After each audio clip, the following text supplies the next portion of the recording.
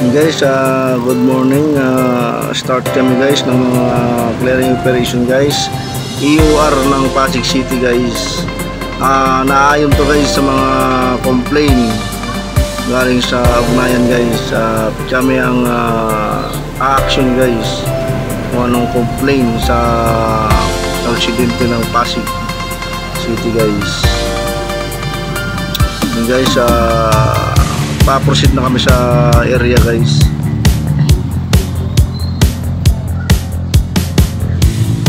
Nali tatlong truck guys ang dala namin guys, dalawang truck tsaka isang back to back guys. Dahil di namin kasama dito guys yung MMDA guys. Minsan kasama namin guys.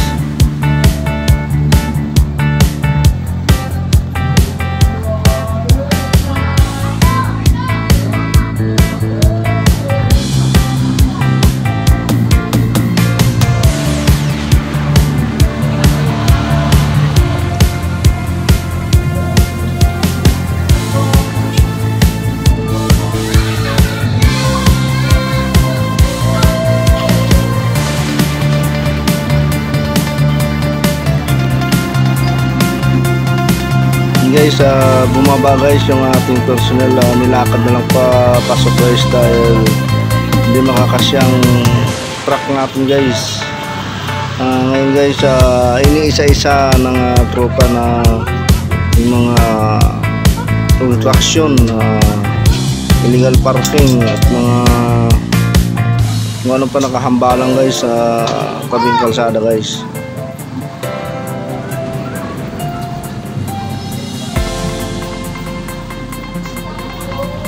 Papasok po kami guys sa looban guys.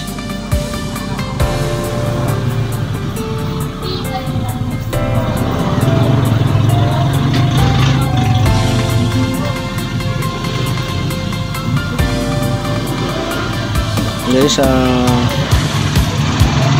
ito guys, dead end to guys, dead end, wala nang lusutan.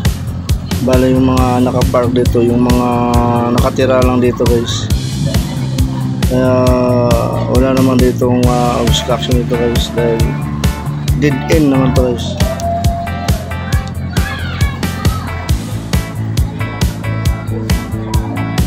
May ilan-ilan lang kaming sinita guys. Ngayon guys, nandito na kami ngayon guys sa tabing ilog Pasig guys. Yung mga guys, mga nakahamba ng mga nakatira dito guys, rescue kasama ng DSWD guys.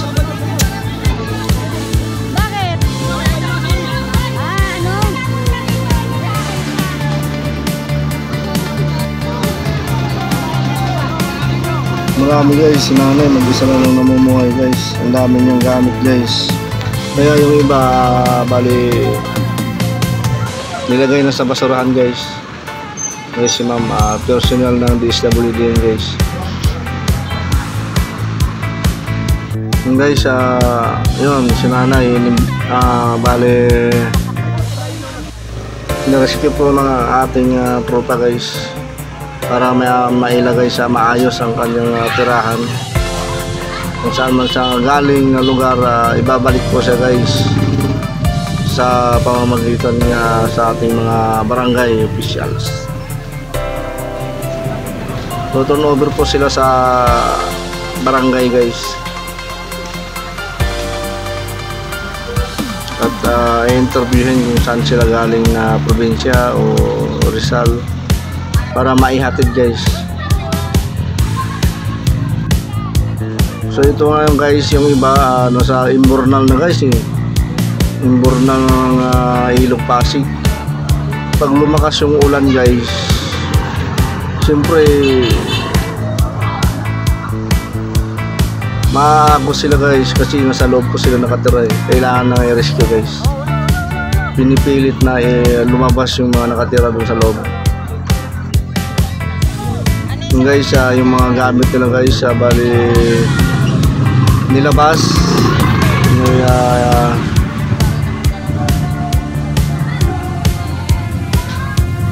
Guys, lahat ng gamit nila guys, bali nilabas para hindi na sila bumalik at mga nakatabing guys, tatanggalin din para wala na silang babalikan. Dadalhin po sila sa DSWD. Idadaan muna sa barangay ng nasasakupang lugar nito guys.